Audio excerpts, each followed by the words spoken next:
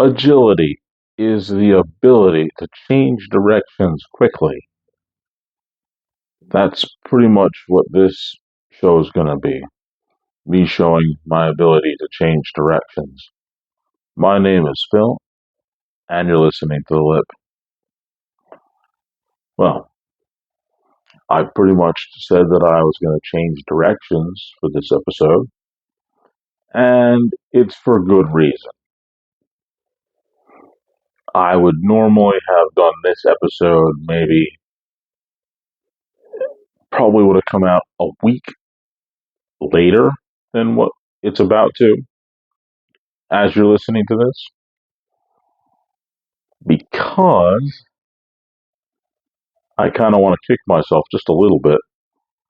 The episode that you heard last week was pre recorded a lot early, so I didn't get to do this episode last week. Knowing what I know about this episode that you will soon discover, it would have been a whole lot more current had I done this episode last week.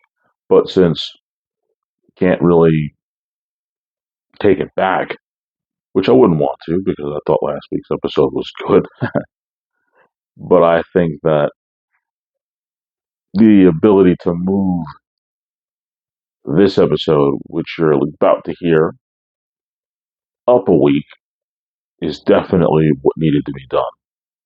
What is this episode? Well, it's going to be another one of those story episodes. Story number 41, to be precise. But I can't just say it's just another episode because very literally this story happened. Well, at least one of the stories happened from the time that I'm recording the episode right now, which is August 6th, 2025. One of the events took place on July 31st, 2025. So quite literally, it hadn't even been really a week since the events of the one story. So that would have been really good if I had done it at least a week earlier. But it is what it is. I think you'll enjoy it when you hear it. And if not just enjoy, more like be surprised, perhaps even a little mortified, but we'll cross that bridge when we get to it. And trust me, we are going to cross that bridge. Can't wait. Story number 41. The story that needed to be told because, well, I think that it needed to be told a little bit sooner. But now it's time for fill in the blank. Okay, what is the blank that needs to be filled in today? We're going to go and say about the primary thought process of the fact that I had to move the episodes. The question would be, how often do I actually decide to change my episodes that I'm going to schedule for a certain day? Well, that blank can be filled in over the last 4 years and some change. I probably haven't had a single uh, page on my agenda sheet for episodes that hasn't had some adjustment, meaning that I do it all the time. There's plenty of times when I'm looking at my recording schedule and my release schedule, and it just seems like it would be a better idea if I let a certain episode out early because it's more, um, I guess you could say, it's more current to the date that I'm releasing it, or it could be the opposite. I might have something that can wait a little longer because it's either not really time specific and there's no real rush in when I do it. So I might push that story or show or whatever concept that I've come up with a few weeks out. Example, I mean, when I did my 2002, 2003 story, which ended up being, I believe, 8 episodes, I had previously earmarked that show for maybe 4 total episodes. I thought maybe I was going to need 2 episodes for 2002 and 2 episodes for 2003 because I knew the story was so big. However, it turned out to be much bigger than I even really thought about it based on the time that I wanted to use per episode spilled over a lot of times when I was doing it too. So I had to move quite a few episodes down almost 2 months in order to finish that. And other times, like I said, there's been times when I noticed certain dates and I felt that maybe I needed to move an episode to that date because it just seemed like it was more appropriate to do. Um, what's an example of that? I saw when I was doing my scheduling for recording a couple years back that one of my episodes was scheduled to come out on September 24th, which is my mother in law's birthday. And I had previously realized that her birthday was going to be on one of my release dates. So I talked to my wife and asked her permission if she would allow me to do a show about my mother in law. And she did. So I removed the episode that I had previously scheduled and I inserted the episode about my mother. So it's more prevalent than I might admit when I think and I write down these things, and I usually use a pen to do it. It would probably be better served if I used a pencil because there's so many times when I've moved episodes just because it just felt better to do it at that time as opposed to the time that I had planned. So to answer the fill in the blank question, pretty long-winded explanation for this one, longer than most of them. But ultimately, do I ever move shows around from week to week other than the way I've just did this one? And the answer is I do it all the time. And now I'm going to ring the bell and it's going to be the main event. The main event of this show is going to be story number 41. One of my story episodes. Love doing these story episodes, and it's a beautiful thing. Seems like when I think that I don't have enough stories left, there's always, excuse me, a little tired here, something that actually jogs a memory and a story pops in my head. And I just got to write it down, and I immediately feels like I was living that story again. I think we're going to start with, of course, because I usually give 3 stories out, and I have 3 very interesting stories. At least they're interesting to me. I hope you find them interesting. We're going to start with, let's see. Yeah. When, I guess it was a year after we got married, we moved into my mother in law's house after she suffered a stroke. And we lived in that house for quite a bit of time. From 2011 until 2019, we took over everything in my mother in law's house while she was unfortunately needing to receive care that we couldn't give her. So she had to go to a rehab facility and a nursing home. While there, we had a couple cats, and we moved on from a couple cats. But I'm going to talk about an animal that is not a cat, that is very much involved in this story. Now, the animal that I'm going to speak about happens to be a squirrel. Now, I'm going to tell you here and now that there's going to be, without question, another episode that I'm going to do that's going to feature a squirrel in my current house. He's become quite a friend and a good friend, and I've watched his family expand, but that story is for a different day. Here we go. I just set the hook for story number 42. You have about a month. But trust me, that one will be fun.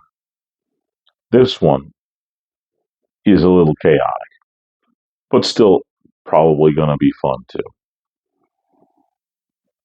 As I was home one day after everybody was gone, and the sad part about it was, I think it was nobody else in the house but me.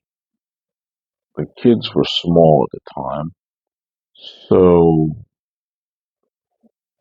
thinking about the timeline, it was probably somewhere in between 2013 and 2015, somewhere in that time, because I do remember having the kids when this incident occurred.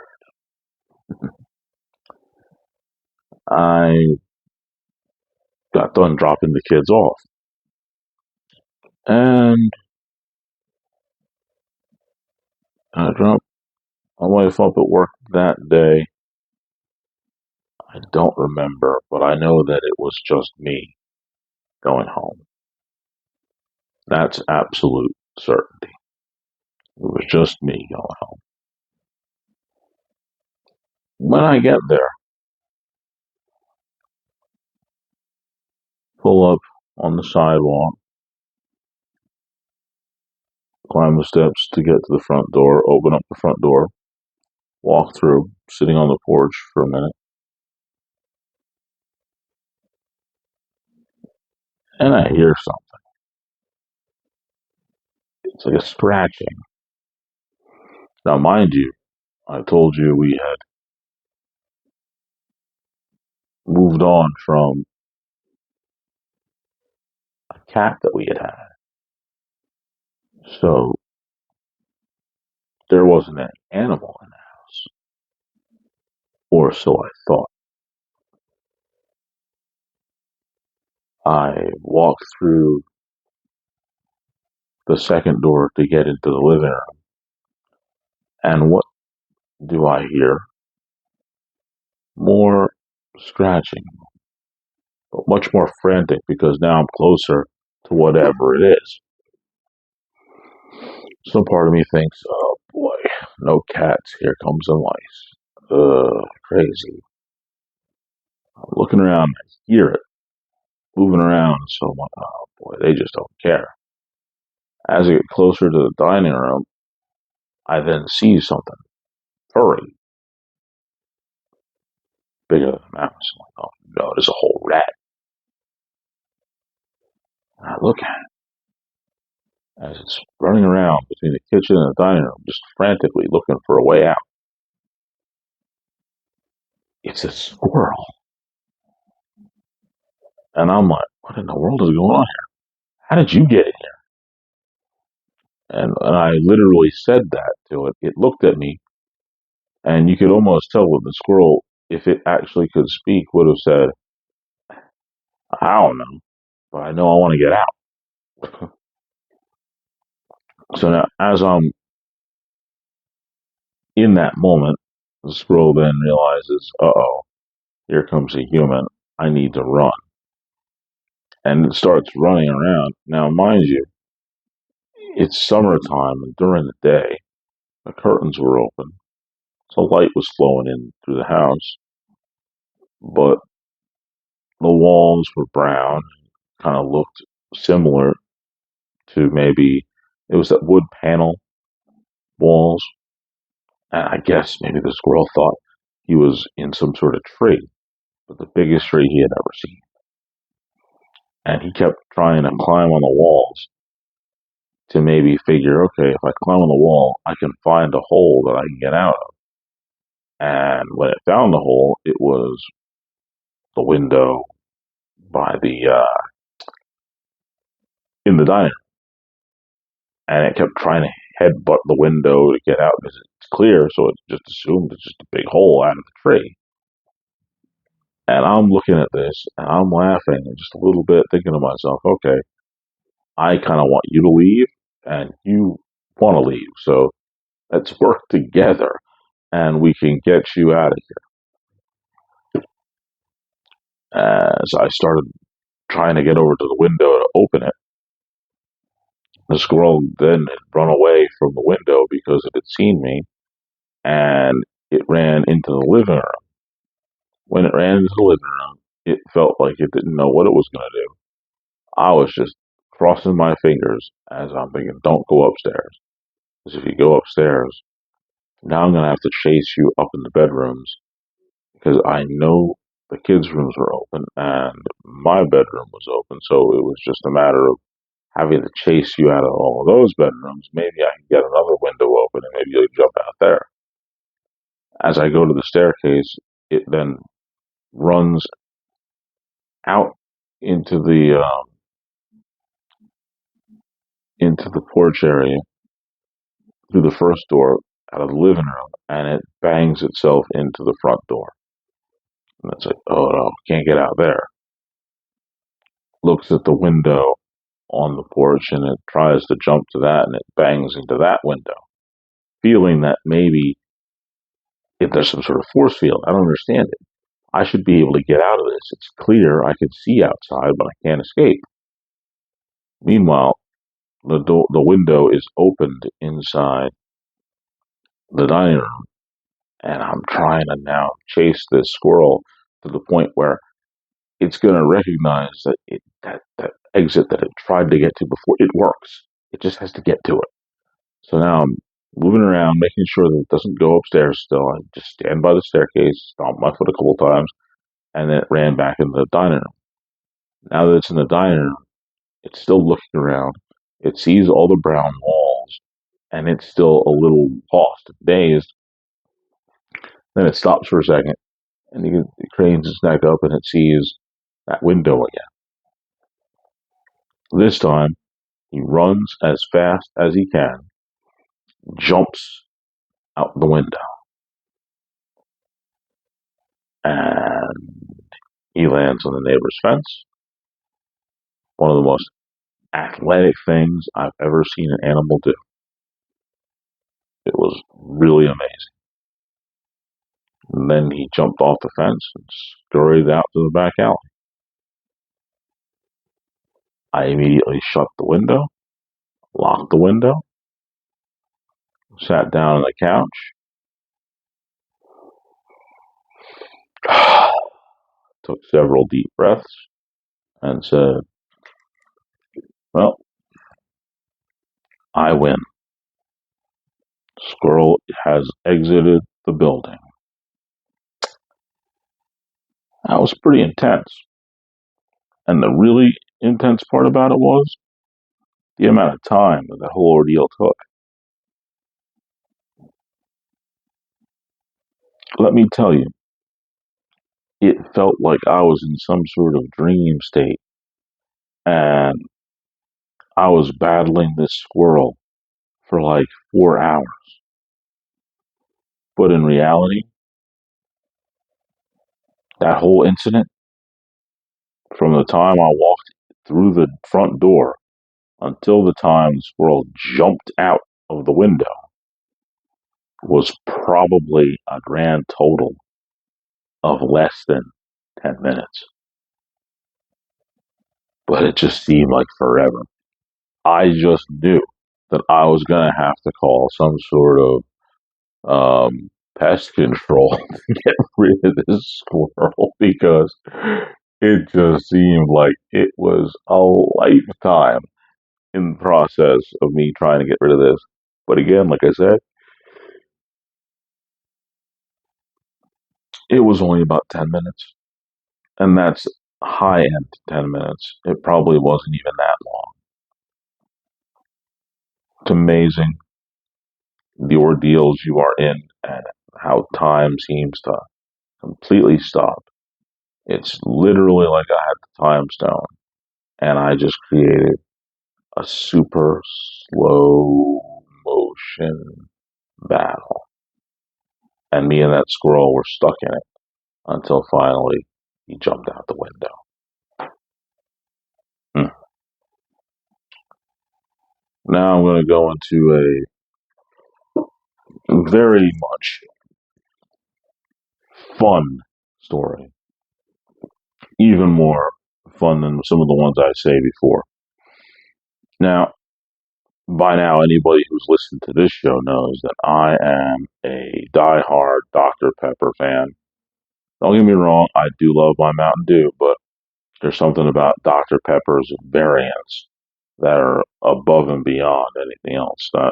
As much as I love the variants from Mountain Dew, in fact, the first ever Mountain Dew that I consciously bought myself was Code Red. So that was like the first of their variants when they started going crazy and started creating all these exclusive flavors and all this other stuff. I love a lot of that. But Dr. Pepper, they caught me when they created these two flavors, one which has been around for a little while. It was around before I stopped drinking soda and started drinking it again. Cherry Dr. Pepper. And then more recently, they came up with a blackberry Dr. Pepper, which is divine. It's weird. I can tell you right now, before I even take a sip of blackberry Dr. Pepper or cherry Dr. Pepper, but specifically blackberry, I got to take a whiff of this stuff because it just smells divine. It really is. It's almost like you should be going to a wine tasting or some artisan craft spirits fair, and you take the drink and you put it in a cup and you give it a whiff before you drink a drop of it. That's pretty much what that blackberry Dr. Pepper makes me think about. But this story isn't about blackberry Dr. Pepper. It is about the cherry Dr. Pepper and how much I enjoyed drinking cherry Dr. Pepper. Now, what makes this such a great thing, this cherry Dr. Pepper, is something that I would get in the 2 liter bottles and drink it a lot. And then, like I said, there was a lull when I was in my heavy workout regimen days and I wasn't drinking dark soda. So there was no Dr. Pepper to be found anywhere near me. Just a few years. I missed a great deal of time with Dr. Pepper. I really did. And that's soda that I will never get to drink. But I started finding it once I started drinking soda again, the dark soda. I would go to Wawa and I would get myself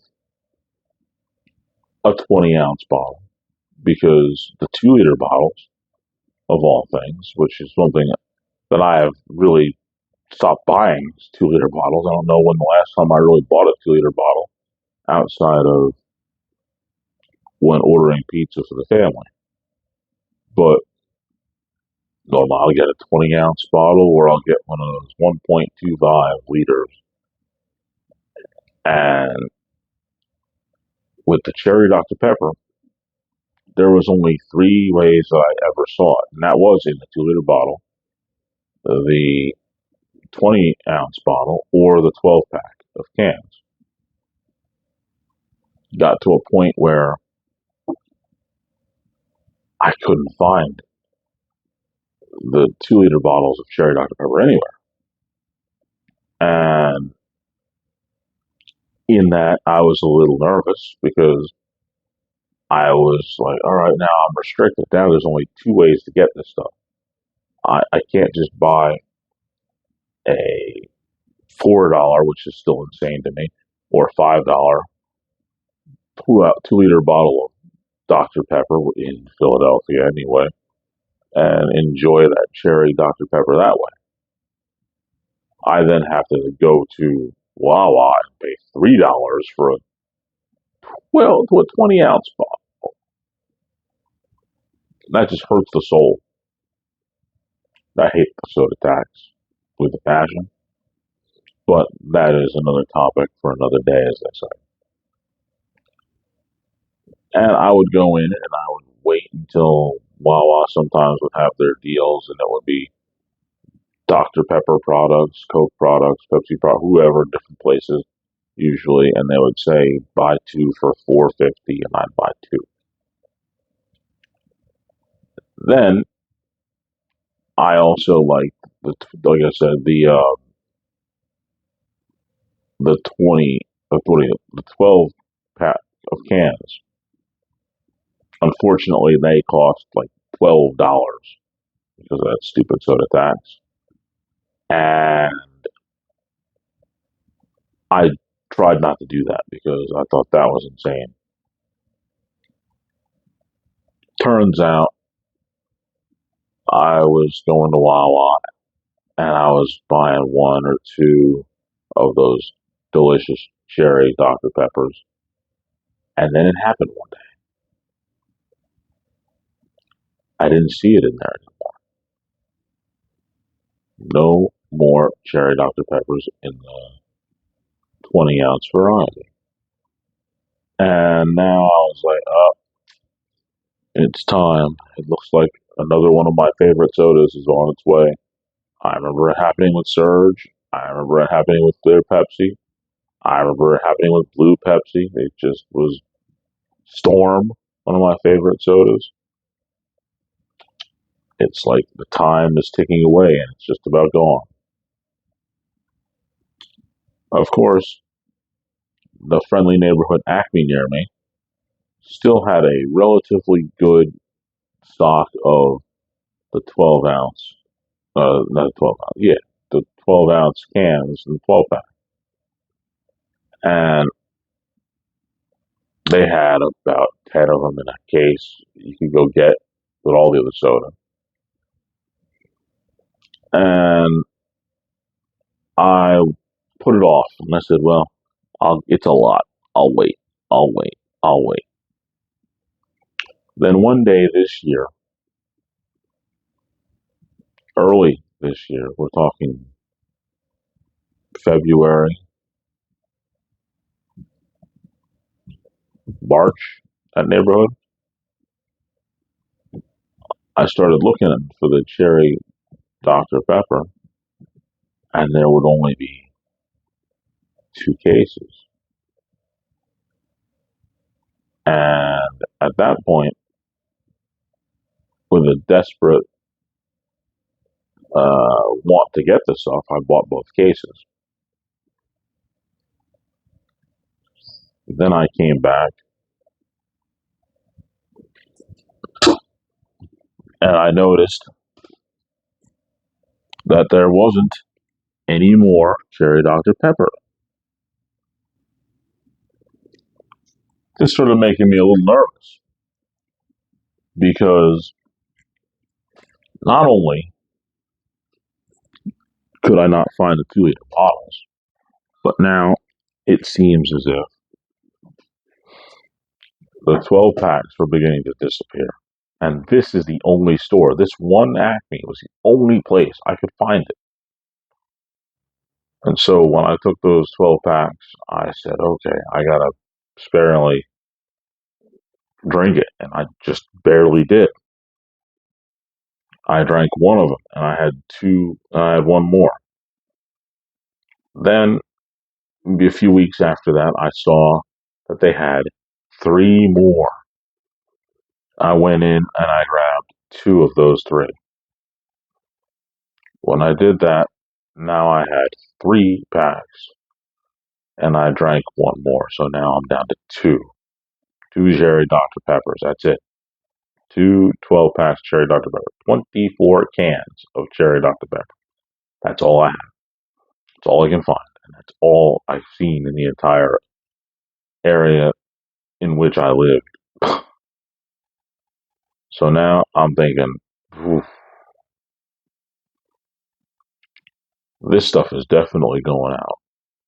And I need to just sort of save it so I have it for a rainy day.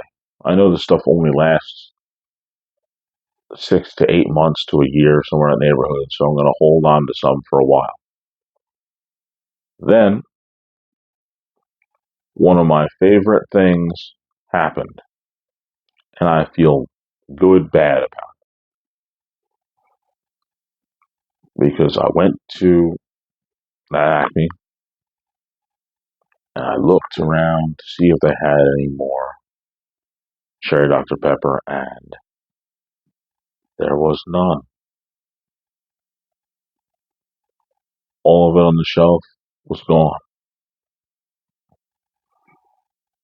I had one tear roll down my cheek that was invisible, because I knew that it was probably the end of an era for me. Gonna have to just sparingly drink those last two and enjoy every drop. Just then, a thought came to my mind, one that's a little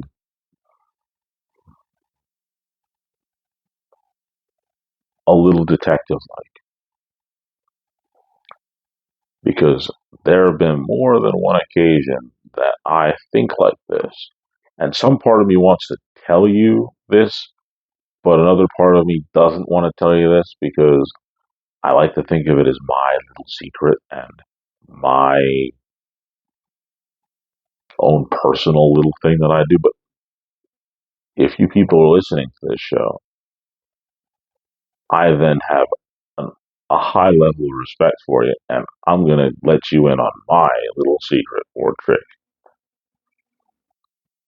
I know that when I worked at Wawa and I had something that was in the store and there was a limited amount of it, and either A, I didn't have the money on me right then, or B, I knew that it was something that the store was not going to have, sometimes I would hide that in relative plain sight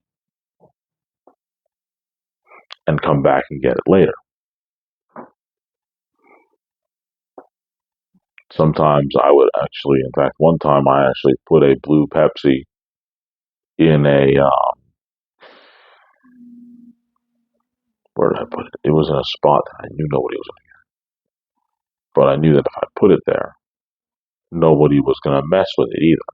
It was behind some root beer. It's one of the slowest moving sodas that we had at the store at the time.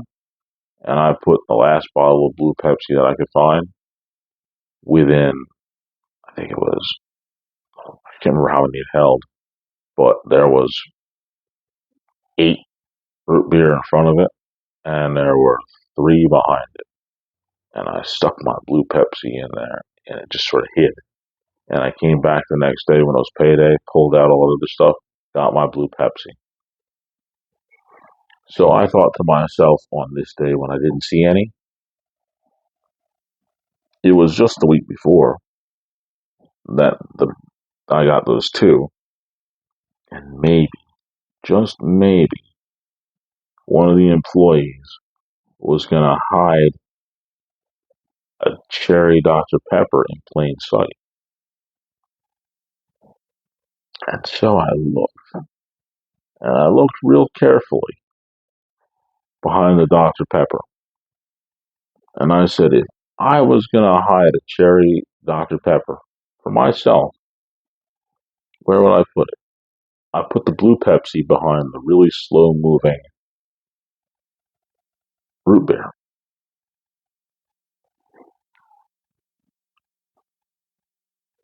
I'm not really in the game anymore, but I don't know anybody who was talking about that strawberries and cream Dr. Pepper. Just masked the color scheme enough where maybe somebody could put it in there and nobody would be the wiser. And so I looked. There was some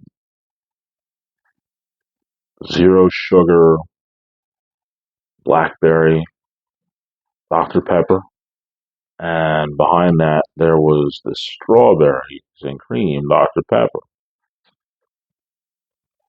I looked real carefully, just by eye, and then I decided to move two 12 packs out of the way.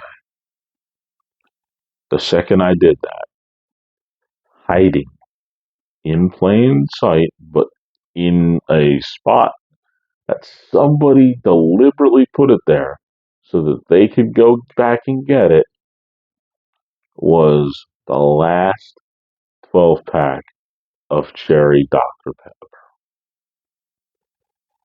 I grabbed it. I won. I was like, I knew that there was a possibility that somebody could hit it, and I was right. I nailed it right on the head. And even as we speak,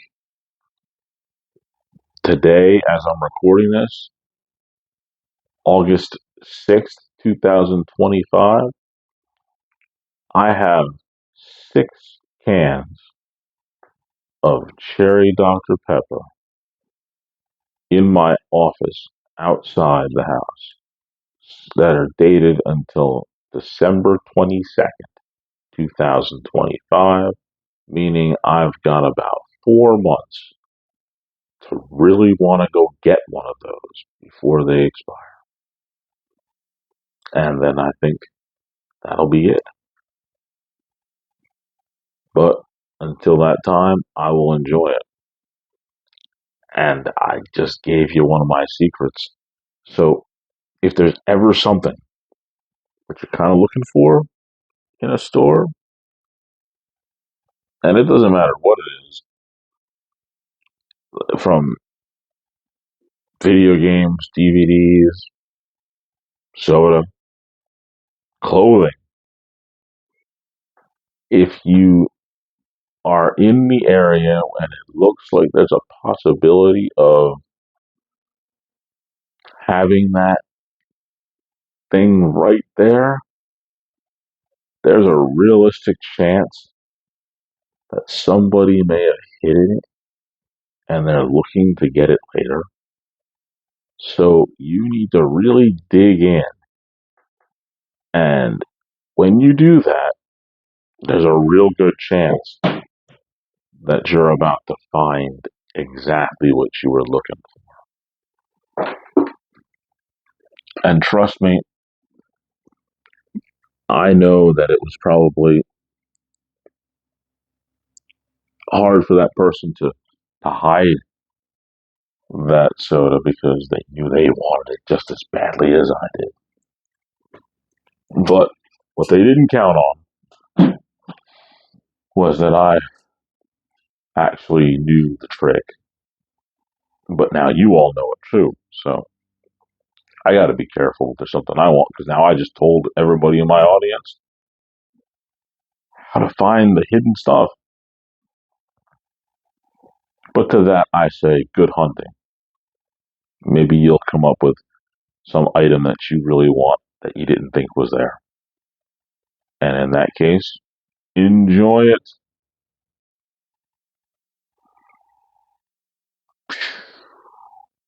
Now,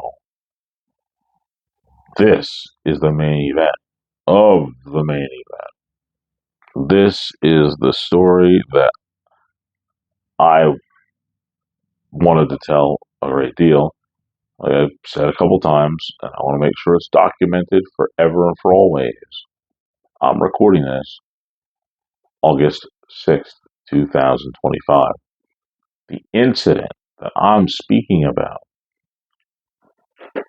is a happened on July 31st, 2025. But there's a few things that led up to this, and I have to go back before I can go forward. Kind of like the way, in order to sort of set up everything, you need to know what happened. Don't get me wrong, it's not going to be too long to get to the point, but I have to set it up. And the way this gets set up is very simply here in Philadelphia in early June, we had a crazy heavy rainstorm that literally dumped some ungodly amount of rain. It had tremendous lightning, and the wind gusts were over the top. I can't remember what they were. They were pretty hefty. I believe it was over 30 or 40 mile an hour winds. It was pretty strong. We're not talking about tropical storm level, but with the amount of rain that was falling and the heavy wind and the lightning, it was a bad storm.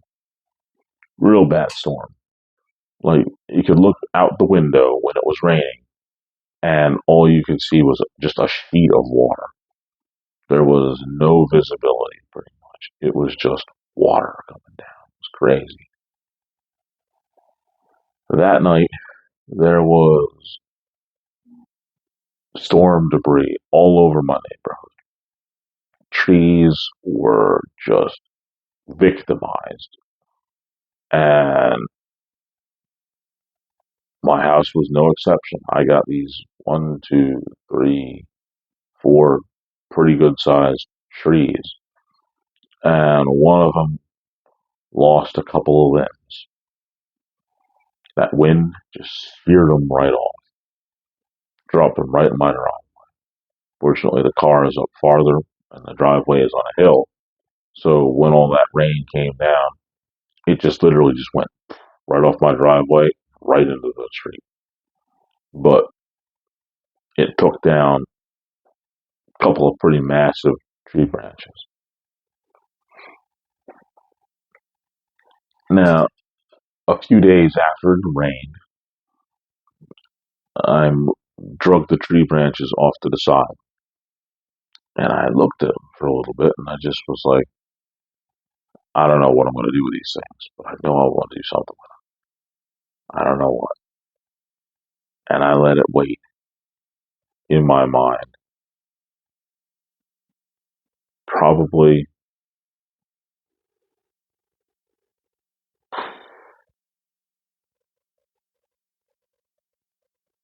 a few weeks, at least 2 or 3 weeks in June, and you could see that the leaves that were on those branches were drying down or drying up, and it's getting closer to the fact that I'm starting to think, okay, those tree limbs are starting to dry out a little bit. So this could be good firewood. Put more wood for the fire pit. Then I started thinking, it's like, wow, you know what? I already know that my back and my hip are killing me. I wonder if one of these branches off of this tree limb that fell would make a good cane. I said to myself, I know it would. And it's not like I don't have some slight prerequisite skills. I'm not saying that I was a master carpenter, but I did have one, 2, 3 years of wood shop in high school, old Southern Regional, Mr. Tamargo and Actually, I even have more than that to think about it. Shoot, I had Mr. DeLargo in 8th grade. No, in 7th grade wood shop, and then Mr. Svets ninth and 8th grade wood shop. No, no, Mr. Wah was 8th grade wood shop, and then it was the wrestling coach Jerry Tabashina, one of the scariest humans I've ever met in my life. But for sure, I knew how to take a saw and do a little bit of woodwork. Built a table, built some clocks. And if I'm going to mess around and build a cane, I'm not going to have to do much of anything except for cut the branch, sand the branch, shape it the way I want it to be shaped. But most of the shape that it's there, that I'm going to have with my cane, well, God did it. I didn't have to make the shape. Just got to sand it, take the bark off. That's all I got to do. And so this is the end of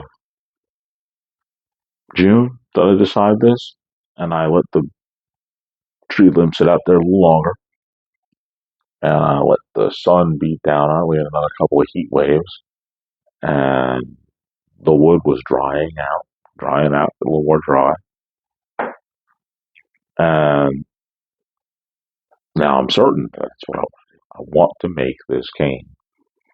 And so every day I look at the limbs and I see what would be the best piece to make the cane out of. And over a week and a half, 2 weeks, I decide which piece I'm going to use. This is the middle of June now, no, the middle of July. I now know what piece that I'm going to take and start using for my cane. I have it down. I know what it's going to be. At this point, I know that all I got to do is just get myself a saw because I haven't had a saw. And I said, what am I going to saw? The piece of wood that I'm looking at is only about 2 to 3 inches around. So we're not talking, I'm not going to need a whole chainsaw for that. And even though I do have some pallets for firewood that I could probably use, chainsaw would make life a little easier, but that's another story again for another day. But now I decided to go get a handsaw. No big deal. Go get it. And this is, when is this?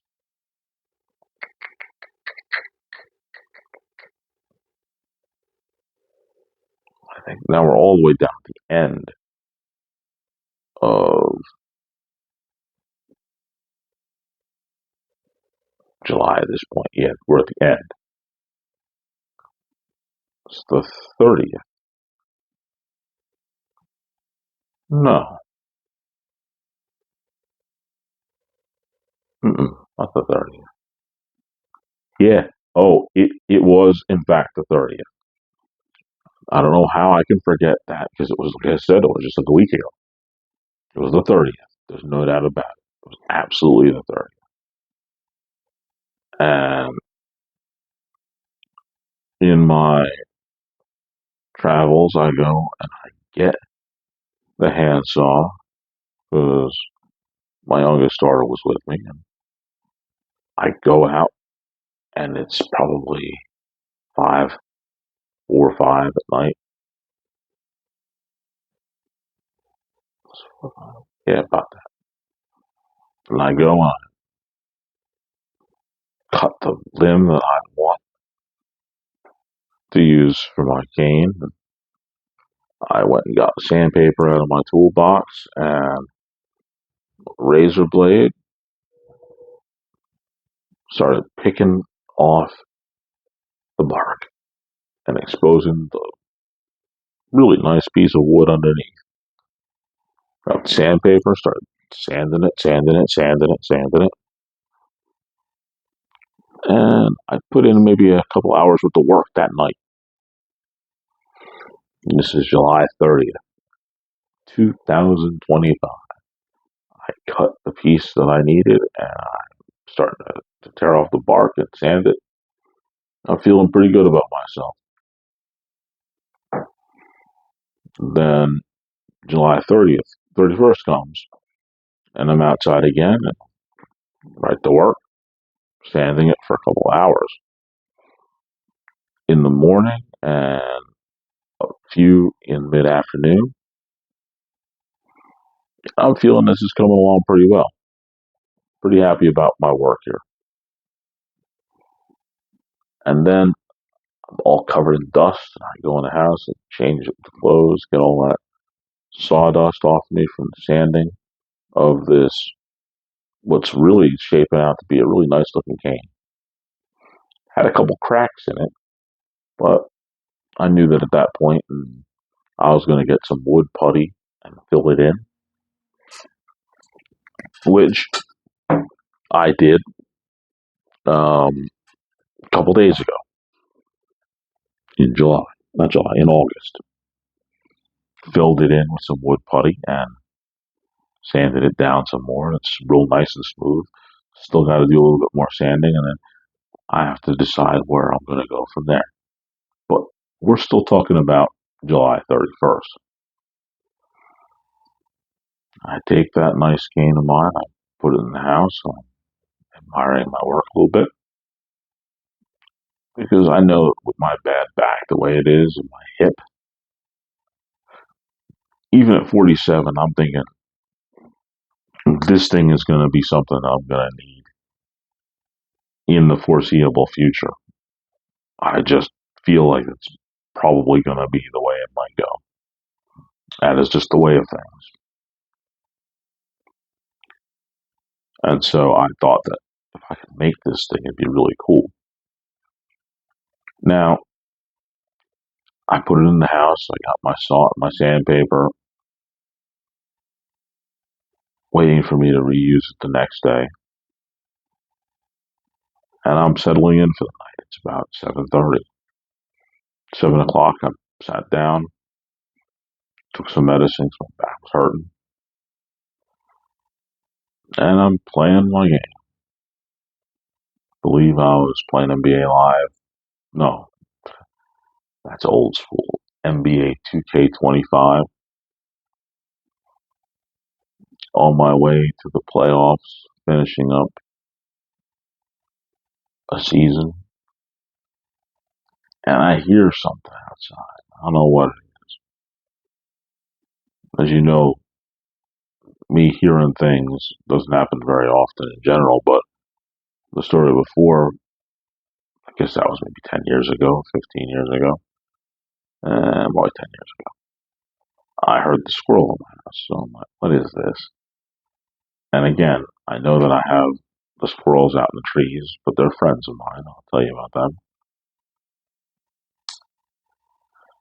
And well, I'm thinking, I don't know, it's the wind.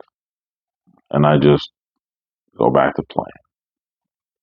Then I hear it a second time, and I'm like, hmm,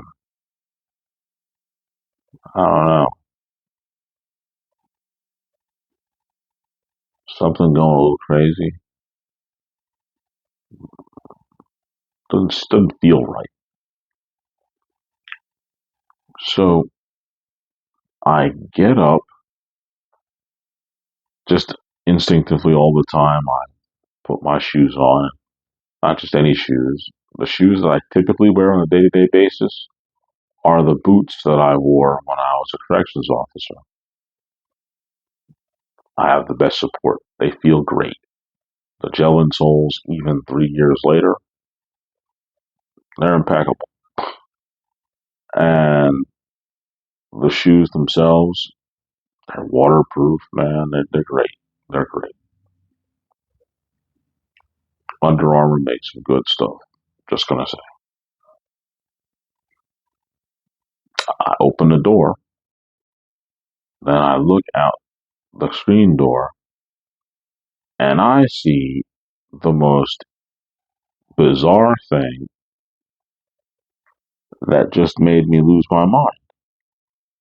In the terms of one of my favorite movies, A Christmas Story, I went out of my skull because I saw something that just was unbelievable to me. Like in the area that I live in, it's a really nice spot, but there have been a few incidences in the last year, and this one again affected me. The third one that I saw, but this one was next level. I'm gonna tell you that I instantaneously turned my head after I opened up that screen door, looked to my left, and automatically I went from being hurt, back hurt guy, Phil, retired guy, and I turned right into CO1, Officer Henderson of the Department of Corrections in the Commonwealth of Pennsylvania in less than a millisecond. Because what I saw was somebody sitting on the black chair on my porch that I call the judgment seat as of that moment. Quick story. The judgment seat is a seat that I sit on my porch, which is up a little bit of a hill. So if you were to take the elevation, it's probably sitting up maybe, I'd guess, from the porch to the ground is somewhere between 8 to 10 feet up that I'm sitting. And I look at people as they walk on the sidewalk, and I'm above them. Not at their level, but I'm above them. And I've often said that when I sit there, I watch the people go by. I sit in the seat watching them, judging them. And so instantly, when I saw this dude sitting in my chair on my porch, I immediately called it in my mind the judgment seat because that's where I sat and I watched people. So this is now the judgment seat. So dude is sitting in the judgment seat. And this bothers me on so many levels because, first of all, what is dude doing on my porch? Let's get into that. In order to get to my porch, first you have to walk through the opening of the fence.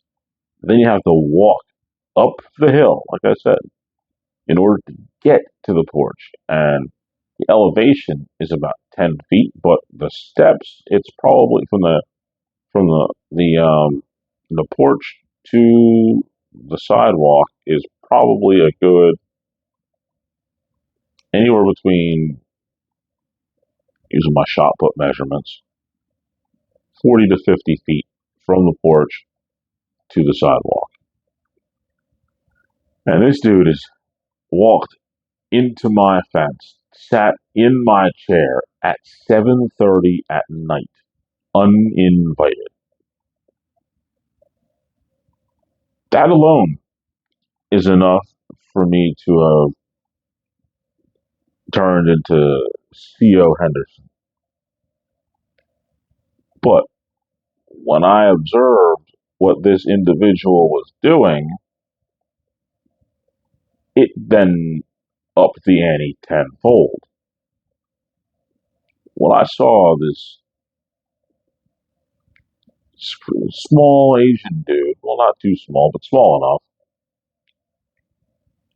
he was lighting up what I could only describe as heroin to get ready to take it. And he was doing this on my porch. And he spread out all this stuff. He had a bag that was in my grass. He had a cup of coffee he had he had a pair of slide shoes, which is what we call in the jail shower shoes, pretty much. And he was, and he had a bottle of some sort of liquid in it. I'm like, this is not good. Nope, is what I told him immediately. I took a look at him. I said, nope. And without even thinking twice, I went back in the house, and that cane that I was working on, so happens that that was the day that the day before is when I harvested it and started preparing it. And now this dude is on my steps. And the first thing I go reach for is this cane, which is still unfinished. I grab the cane and I'm like, you gotta go and you gotta take all your garbage with you. And this drug addict had the mindset to immediately say, no, no, no, can you wait just a minute? Because wait, no, wait. I told him, nah, you gotta go. Then I stood up, I had the cane in hand. Dude started moving slowly. And I said, pick up all your garbage. Pick up all your garbage. Take your garbage with you. Dude was still sitting there. And then it's like, all right, I gave you 3 good warnings to get out of here.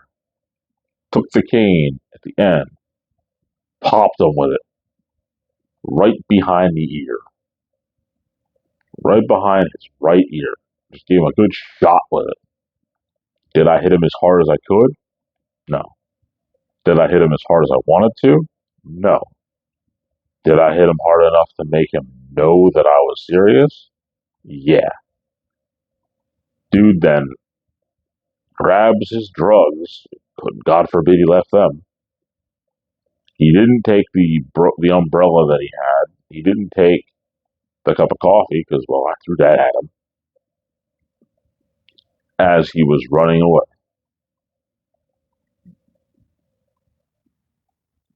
My mindset originally could have been, well, let me give this guy a double leg and put him in either a knee bar, an ankle lock, move up to his arms, give him a cross arm breaker, or better yet, a Chamorro lock, because it's a lot easier, in my opinion, to break somebody's arm with a Chamorro lock than it is with a cross arm breaker. Just personal preference, maybe. I don't know.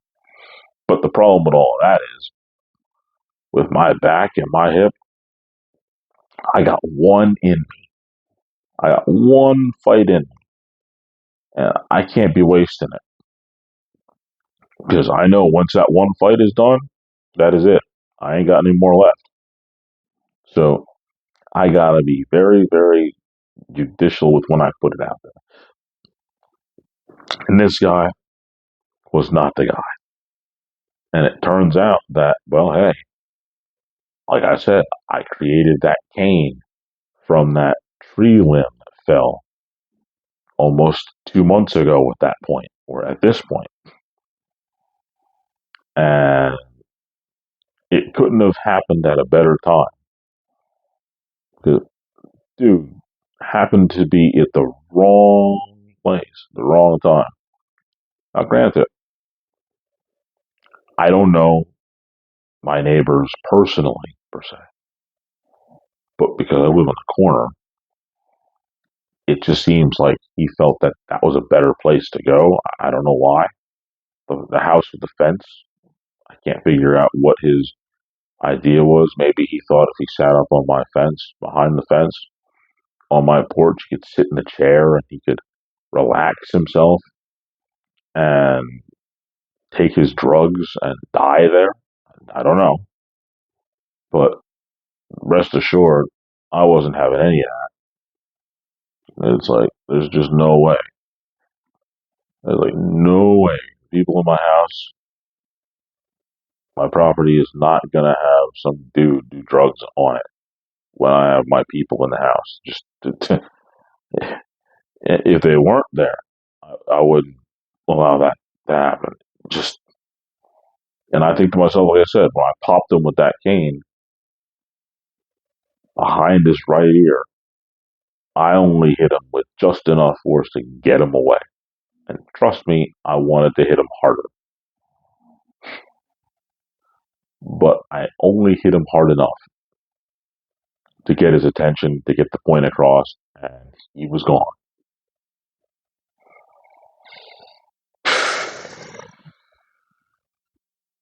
Let me tell you, that was extremely unexpected, and I bet you didn't think that story was going to go that way.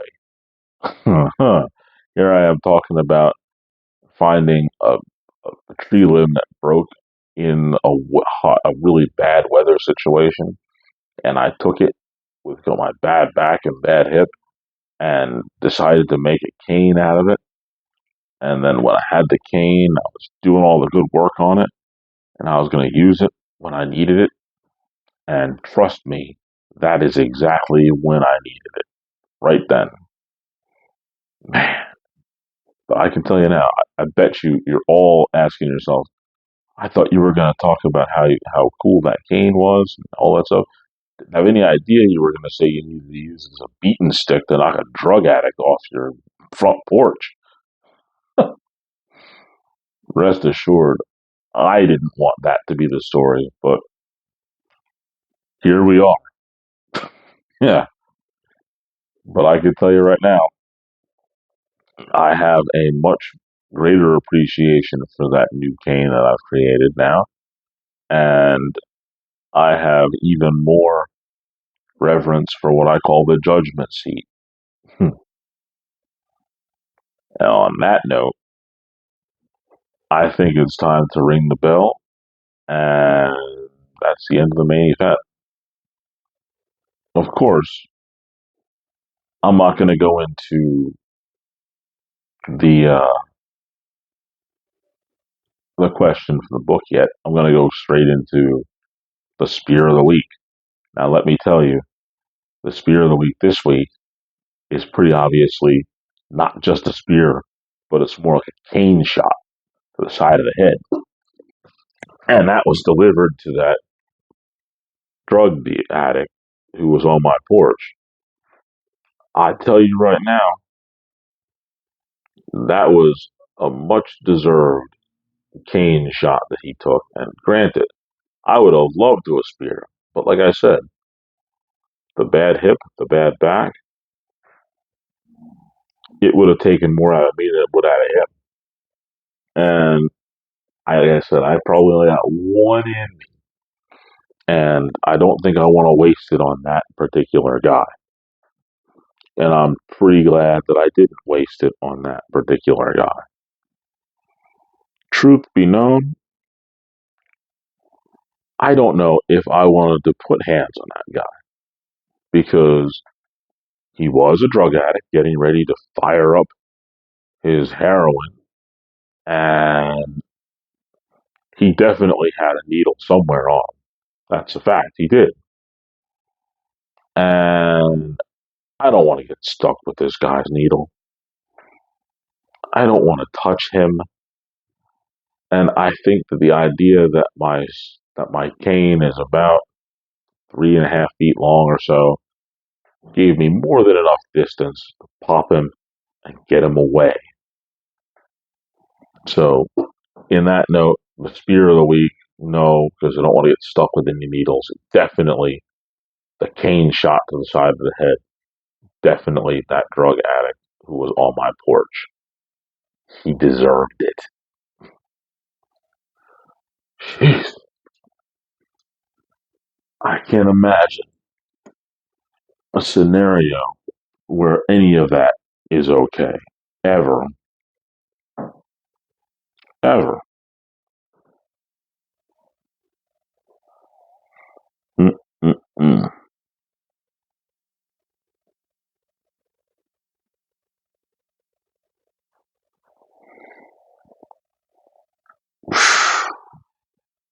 I don't want to answer this question because after talking about that incident, so I'm all fired up again. It's almost like it just happened.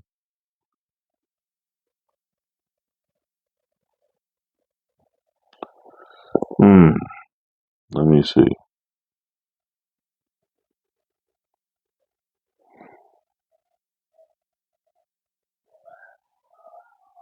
Hmm.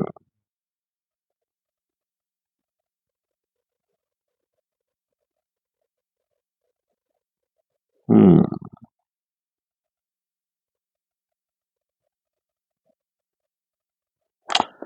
Here we go. I like this. This is the perfect question. And it is: do desperate times call for desperate measures? Without a doubt,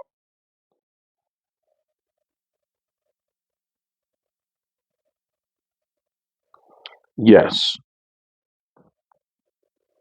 Desperate times call for desperate measures. Why do I say it? Because if you're in a situation that you absolutely have no other choice and you've got to do something, I think that a desperate measure is required. The perfect example is if a person is so hungry that they can't afford any food. I think that the desperate act of stealing the food in order so that they don't starve would be a desperate measure. I would not condone stealing, but to the end of no one helping you and you had no other option, I don't think that I would turn a blind eye to that. I think I might just do so. Um, Without a doubt, a dude sits on your porch and you have young children and an elderly person in the house. You got to get rid of that guy. Desperate act of him just trying to be there. I'm not going to tolerate that. Desperate action to stop it. No doubt. That's the end of that. No doubt at all. Desperate acts sometimes do require, desperate situations do require desperate acts from time to time. I'm going to go ahead and say that. Now, let's talk about the painting that you're looking at right now. This one, it's one of the bigger ones that I've done, but it's not complete. I don't believe it's finished all the way.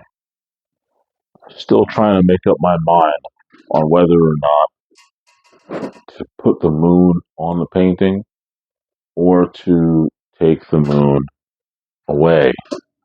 That's the beautiful part about tape. You can sort of put it there and look at it for a few days and make up your mind and really determine whether or not you're going to keep it or not. I'm still not sure. I call this painting Peaceful Sunset. Just kind of thought of it, the concept from driving down the road and quite literally seeing sunsets as I'm going. It's really kind of nice if you really pay attention to it. Although I will be the first to say, in fact, that's going to be the words of wisdom. I just made up my mind. Um, Got to write it down, set it up, but it's the words of wisdom for that. It's really kind of cool to look at the sunrise when you're driving down the road. Let's just put it that way. Now it's time to let you know that you can always find me on the Facebook page, our Facebook page. Join us. There's always room for one more person on the lit Facebook page. You can find me on Instagram at Philip Henderson 5102. I'm out there on X somewhere as well. But now it's time for me to give you the words of wisdom that I just literally thought of. Not really. I've actually said this several times, and it's only fitting that if my painting is called Peaceful Sunset, that I use words of wisdom that I haven't really said in a while, but they will always ring true. And those words are riding off into the sunset isn't really quite as fun as it seems. Once again, riding off into the sunset isn't really as fun as it seems. Well, think about it. When you're riding off into the sunset, it seems like it's super bright. It's blinding like bright. It's hard to see anything. So, do you really want to go straight out into the sunset like that and just take all that sun? It's crazy. It really is. Although it does make you look really cool to everybody behind you. But it's not the most fun thing in the world to do. On that note, I'm going to remind you that my name is Phil, and you have just listened to the Lip.